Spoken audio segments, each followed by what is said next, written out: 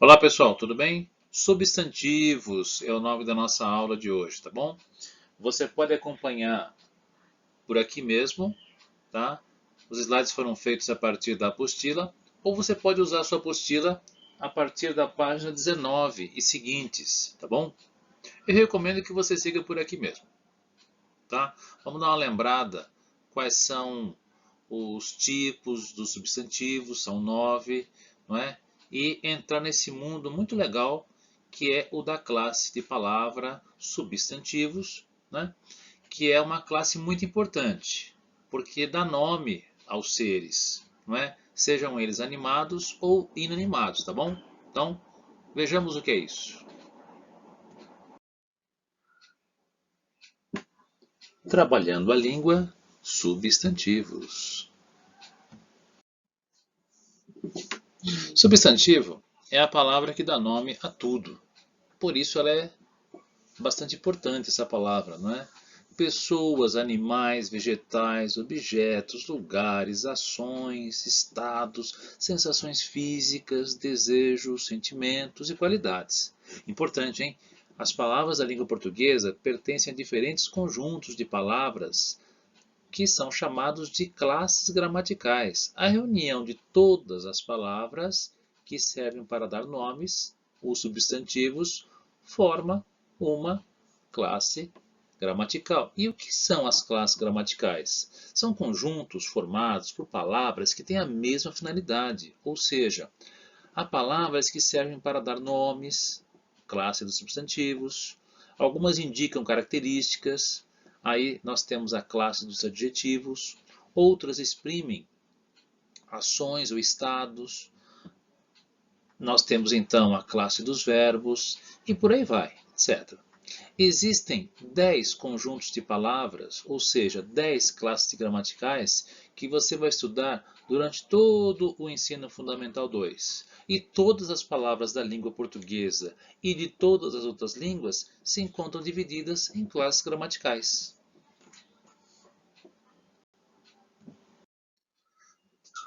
Classificação dos substantivos. Existem diferentes tipos de substantivos e no estudo gramatical da nossa língua, eles são classificados, ou seja, organizados de acordo com as características que apresentam.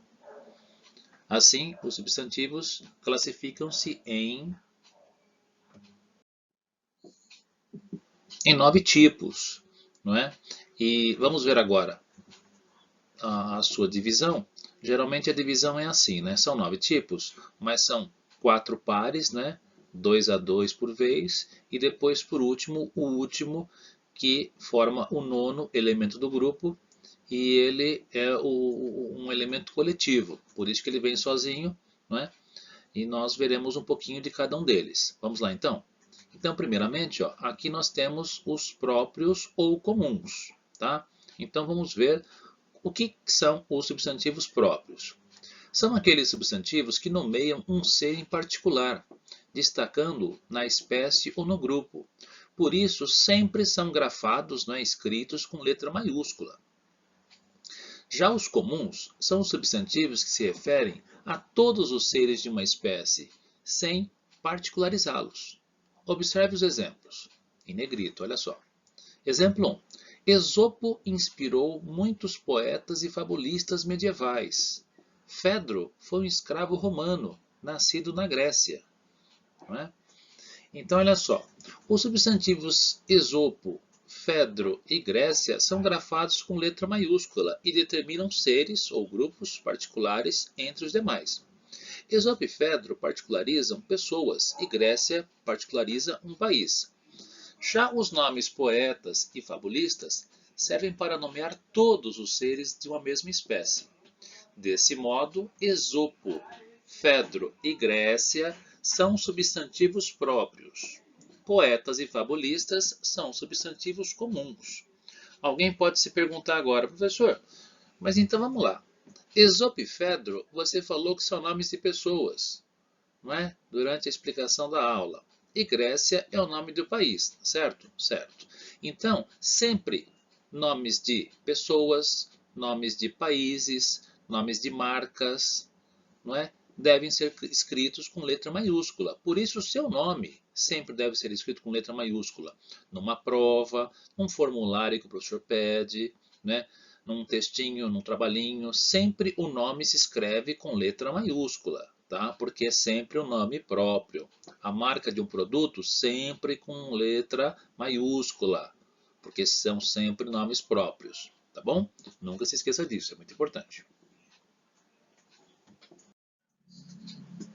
Agora vamos falar um pouquinho dos primitivos ou derivados. Como o próprio nome indica, né?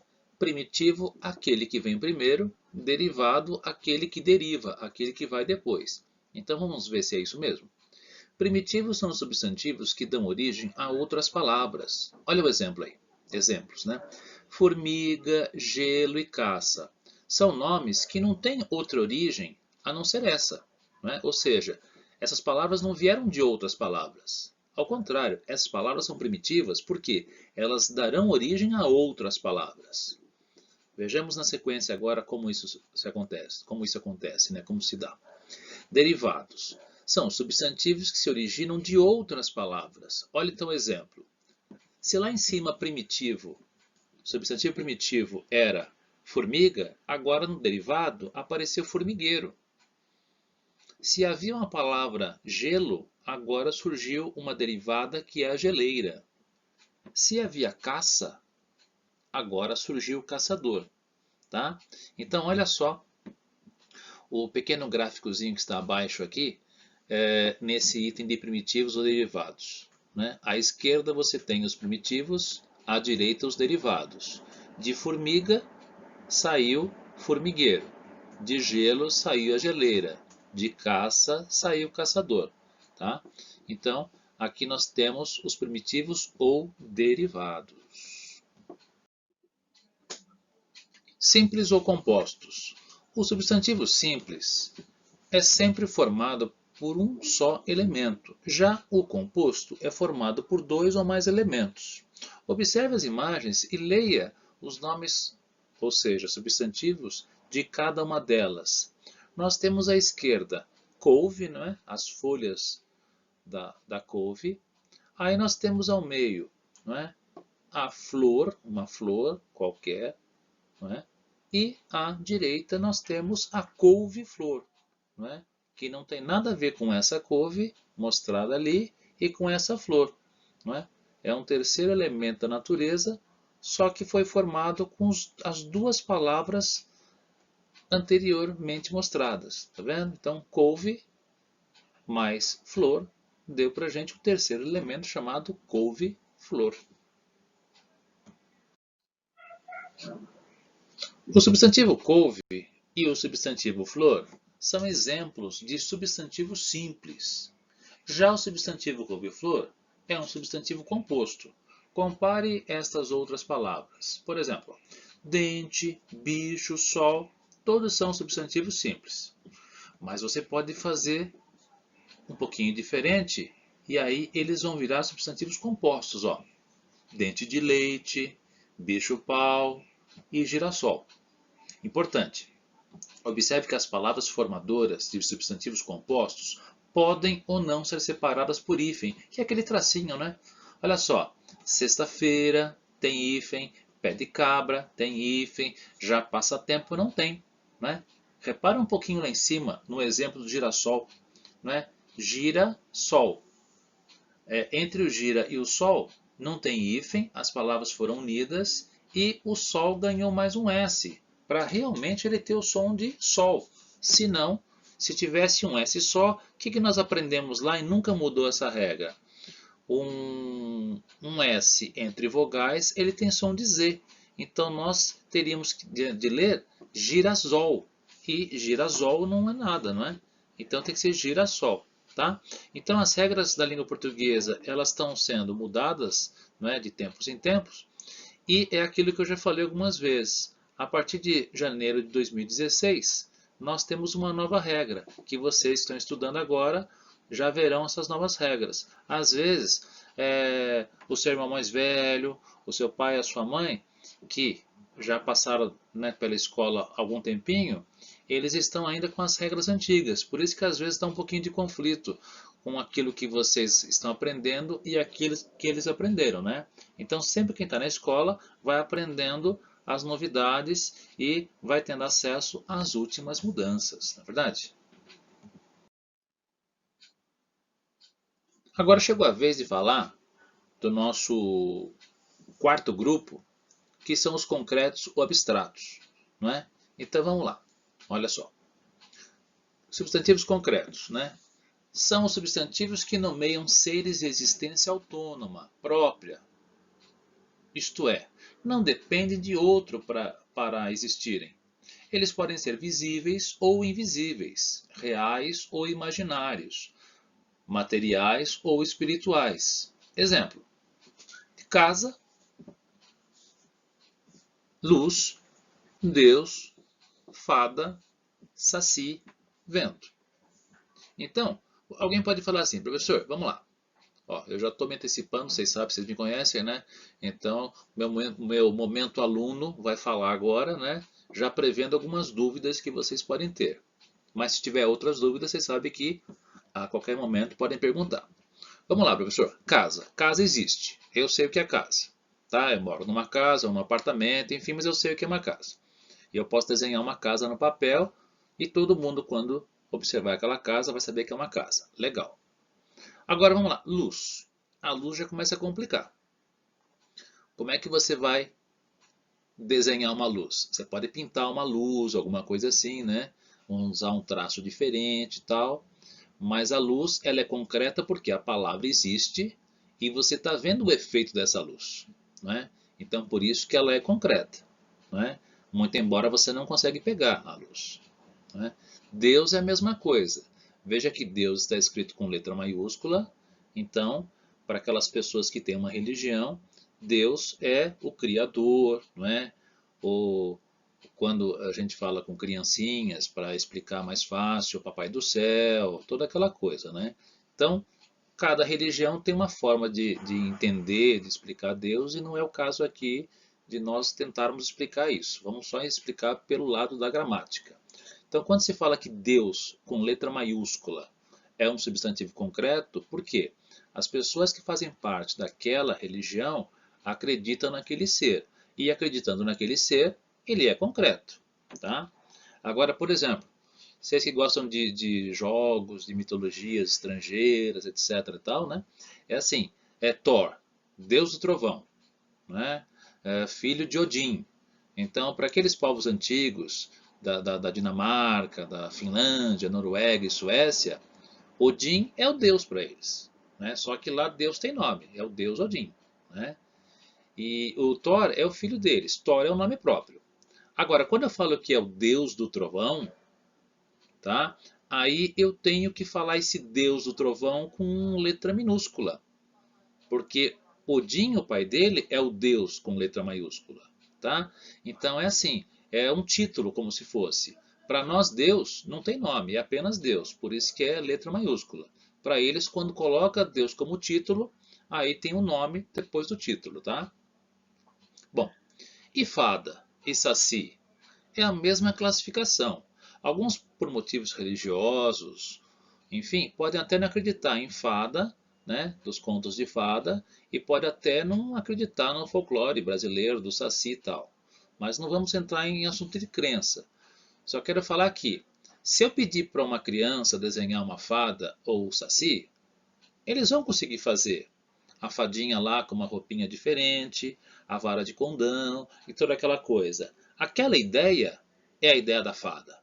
O saci é um elemento nosso do folclore, né? Do brasileiro, tudo. Então é um menininho, não é? Ele é da raça negra, ele não tem uma perna, geralmente ele é pintado com uma touquinha vermelha, um shortinho, assim, vermelhinho também. E o pito, né? O pito é um pequeno cachimbo, né? Então, quem já viu o Saci uma vez, guarda isso na cabeça. Se algum professor ou professora na escola pedir para desenhar o Saci, você vai ter o Saci na cabeça, tá vendo? Então, por isso que eles são concretos, ainda que sejam elementos do folclore aí do nosso imaginário, né? Bom, e o vento? Todo mundo sente o vento, mas ninguém consegue pegar o vento, não é? Ou guardar ele assim e tal. Falar assim, olha, aqui tem um vento assado, um vento assim, um vento azul, um vento verde. Não tem isso, né? Então, agora o vento, vocês sabem, ele move as hélices, não é? A energia dos ventos lá que pega naquelas hélices gigantes, né? Então, assim, a energia eólica, tá? Então, tá vendo? Mas o vento se sente. Você tem nome para isso e você tem essa sensação, tá? Por isso que eles são concretos, tá? Então, acho que tá claro isso, né? Agora, vamos falar um pouquinho dos abstratos. Os abstratos são os substantivos que nomeiam seres de existência não autônoma. Ou seja, depende de outro para existirem, né? Vamos lá. Esses substantivos designam, nomeiam, sentimentos, qualidades, ações, estados, né? Exemplos: a beleza, a vaidade, a fome, o estouro de alguma coisa, a alegria, a mentira, o medo. Tá vendo? Você pode ver uma pessoa bonita e falar, olha que beleza tem aquela pessoa. Você pode ver um palácio bonito, olha que beleza esse palácio. Mas você vai falar, você vai descrever alguns elementos desse palácio, dessa pessoa, para falar dessa beleza, né? Agora, um outro prédio pode ter a janela, pode ter coluna, pode ter porta, pode ter isso, e não ser bonito, e não ter beleza, tá vendo?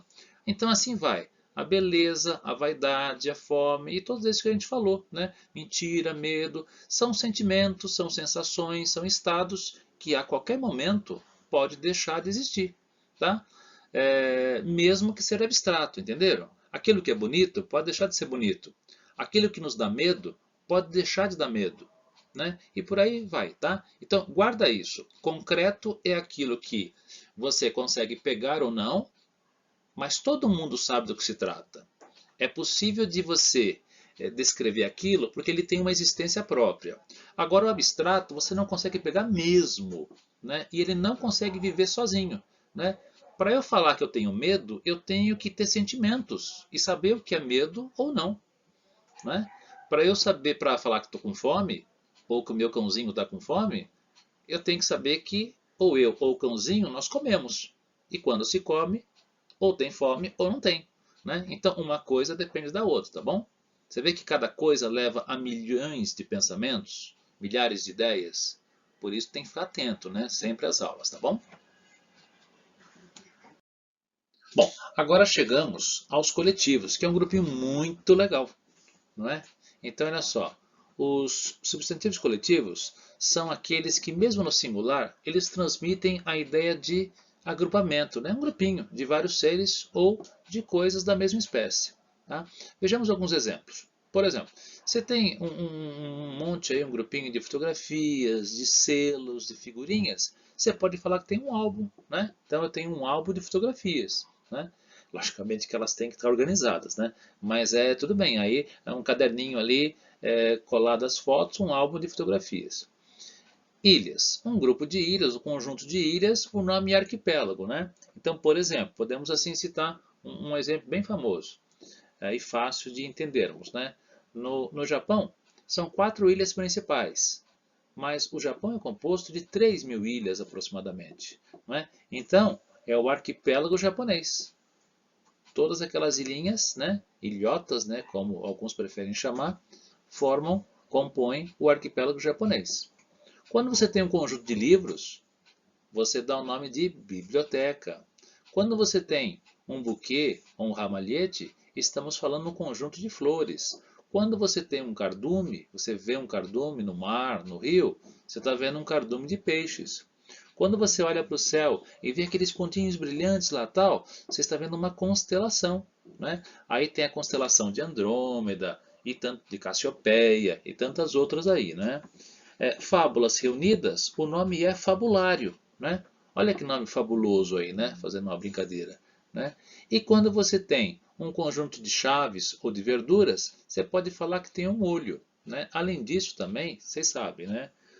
O molho também é usado quando tem temperos reunidos para deixar uma salada mais temperada, né, mais agradável para o nosso paladar, na verdade.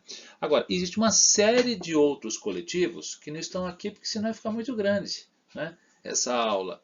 Mas, por exemplo, lobos reunidos.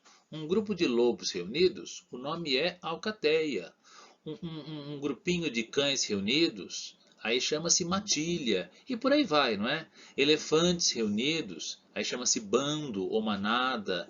Então, eu sugiro aos alunos mais aplicados aí, e eu sei que vocês são, né? Então, assim, depois uma horinha que der certo aí, que der tempo, entra no Google lá, né? Faça uma pesquisa útil. E aí você vai lá e assim, coloca assim, substantivos coletivos, só isso já basta. Ou pode colocar substantivos coletivos no português. Né? Você vai ver, tem centenas de nomes, alguns até não são tão usados hoje em dia, mas é importante saber. Né? Vira e mexe cai numa prova, num Enem, num vestibular. Né? Então, quanto mais você souber, aparece nos livros que vocês vão encontrar pela frente, tá bom? Então, isso aqui foi apenas um apanhado geral sobre os 9 tipos dessa classe de palavra tão importante que é o substantivo. Né? Ou seja, quando as palavras, né, os seres, sejam eles animados ou inanimados, né, pessoas e os objetos, né, eles recebem nome. Tudo na vida tem um nome. Se tem um nome, esse nome é substantivo. Tchau, tchau, pessoal. Até a próxima.